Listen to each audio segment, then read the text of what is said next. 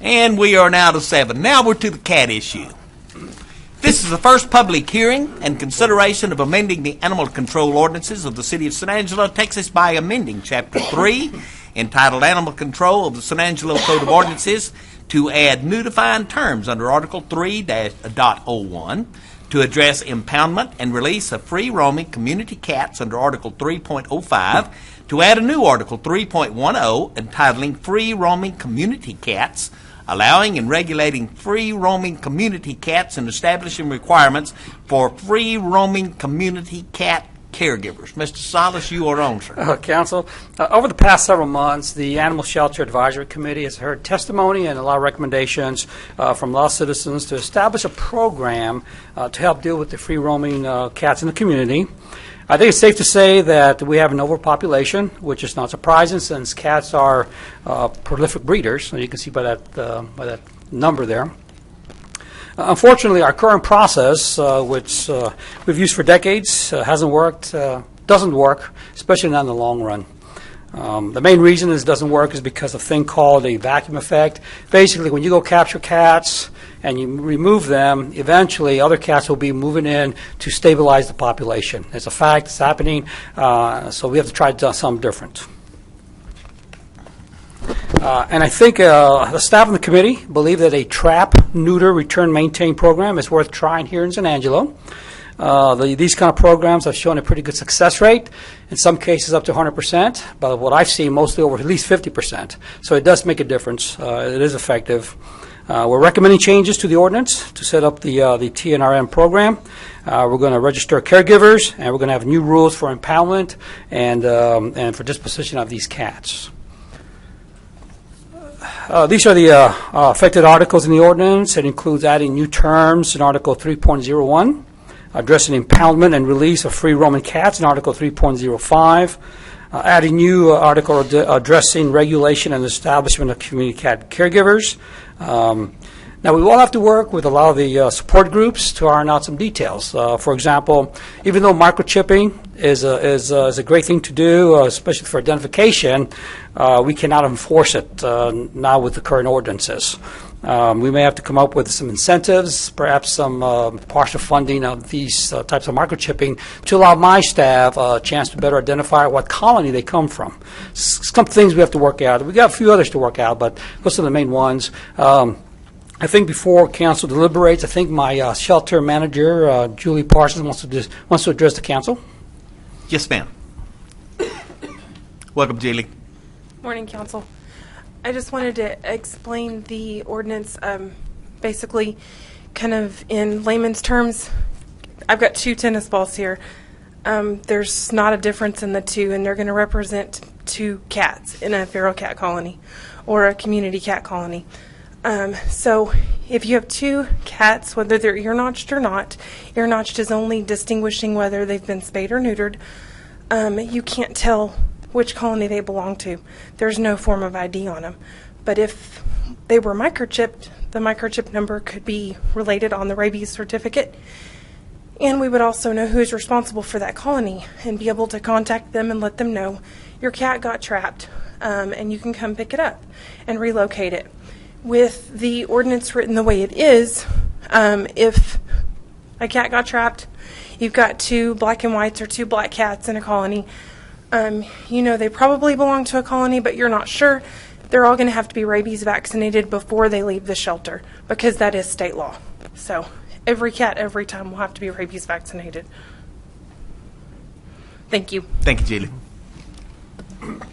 And that will be the crux of the issue. If we don't microchip, we will have to vaccinate, and that perhaps that's a solution. But like I said, we'll work with some of the rescue groups and some of the other interested groups to kind of work out a solution of some kind. Okay. What we have now is not working. It's not working. We have not for decades anyway. So let's try something else. Council, who wants to get started on this? Anybody have any comments? Hear from the public. Don? I never saw where funding for this was coming from, Bob.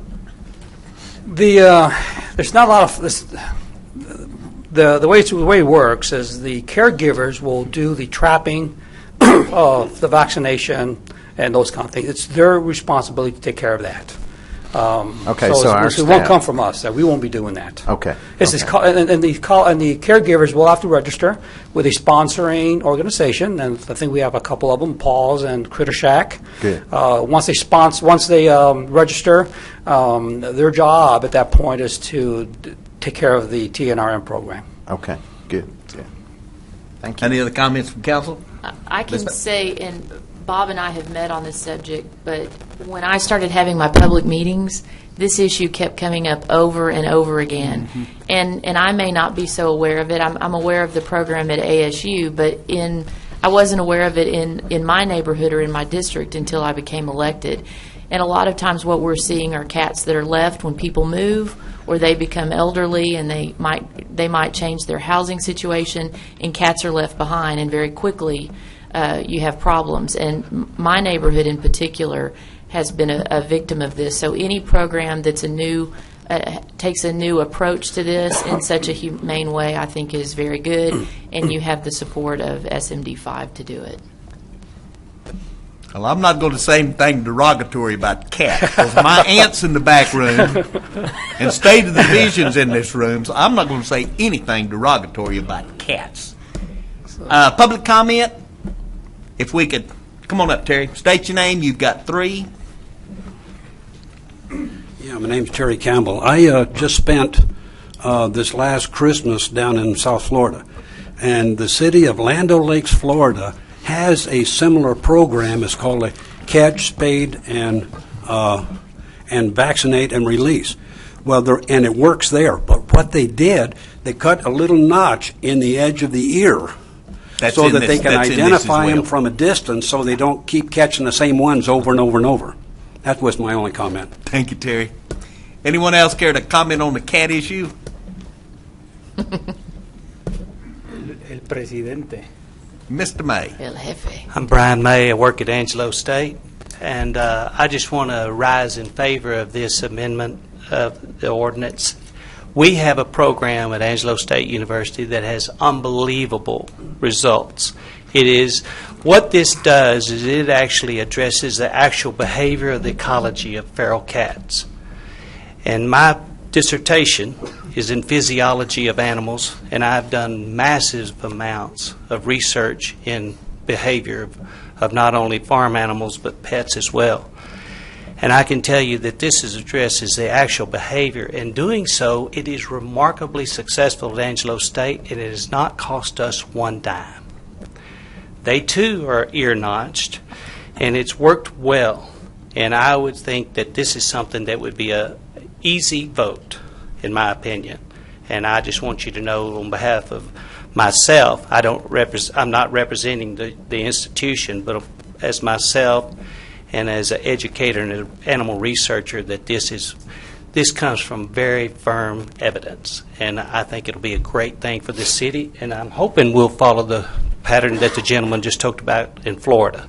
But you have a working model of very dedicated citizens that want to take this into their own hands. And I can tell you, anything that we've tried to do in America that dealt with animals, that euthanasia never has been the answer. If you remember the screwworm fly, and if you remember what we had to do to that to save the ranching industry, it was actually learning about the ecology that allowed us to control that. So, anyway, thank you very much. Thank you, buddy. Motion to approve is presented. Second. Duke, yes, ma'am. Come ahead. Good morning. My name is Dr. Mary Ann White. I'm a veterinarian at Southside Animal Hospital and also sit on the Animal Services Advisory Committee. I headed the subcommittee that worked for over a year and a half to put this ordinance amendment together for you. I just wanted to comment a little bit on Julie's example. We are not, as far as the subcommittee, and the microchip has kind of been one of the big issues of discussion about whether or not to do it or not to do it. None of us that is in favor of the ordinance as written or that was involved in writing it is against the idea of microchipping. We know that there's no other real way other than a tattoo or something like that to identify an animal whenever you have two black cats. The way the ordinance is written as far as amending the impoundment ordinance is it states an ear-tipped cat shall not be impounded unless a complaint has been lodged against the cat. So just in general, if it's trapped and an animal control officer, if there's traps around the city and it's not causing a problem, it should just be released right there. It shouldn't actually make its way to the shelter. If it's a nuisance, if it's causing a problem, if someone has trapped it on their property, then yes, it will go to the shelter and try to be relocated. So I just wanted to try to clarify that as it's written, in general, the cats, unless they're causing a problem, we shouldn't have too much of an issue with finding colonies. And in general, a colony is set in a specific area, so we should be able to work with the caregivers to have a better way of relocating relatively quickly without having the animal have to sit in the shelter for times. Does anybody have any other questions for me related to this ordinance? I appreciate your explanation. Thank you very for your much. service on the board. Appreciate it. What are you going to cut off? About half of the ear, 3/4 of the ear, right down to the skull? What? We can use yours. Poquito. Yes, ma'am. Hi, I'm Kristen Stanley, and I am the founder of the ASU Cat Coalition about 3 years ago, and I also served on the subcommittee. And a year and a half ago, those of us that are practicing trap, neuter, return, and maintain, which is very important as well to make the trap, neuter, return work, had no legal stance to do so, and this ordinance will give us the right to do so and hold those of us that are doing it accountable. And so people that are just feeding, they will now have resources to fix. If we have this ordinance in place, we're more likely to get grants for trap, neuter, return of free roaming cats. One of the reasons that we didn't get a grant that we went for about a year ago is because those cats that we had already fixed on donations were being trapped and taken to the shelter and killed, and so no one wanted to fund that. And so by approving this ordinance, that will, again, give us this legal stance. We've found a lot, we've done so much research on it, and it's the humane option. It's actually effective, and many of us are doing it with our own personal resources. And then, like I said, once we'll get more funding, and then we can do more advertising and education. And I'm hoping that the model that we have at ASU, we're 100% sterilized in less than 2 years. We've completely vetted over 125 cats. We adopted out 52 of them because they were tame. Some of them we re-socialized. And so when you do go into a community, sometimes if someone moved and they just dumped their cats out, a lot of them can be vetted and then worked into Critter Shack or Paws adoption centers. And so it's worked really well at ASU. As Dr. White mentioned, none of us are opposed to microchipping. We think it's great.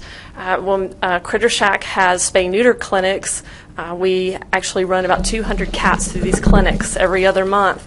And that would be an enormous expense and also a lot of paperwork. And we also decided that since we don't at this time require pet owners to microchip their cats, we can't require it of caregivers who don't own these cats to microchip. But we do think it's a great idea. So thank you. Thank you, ma'am.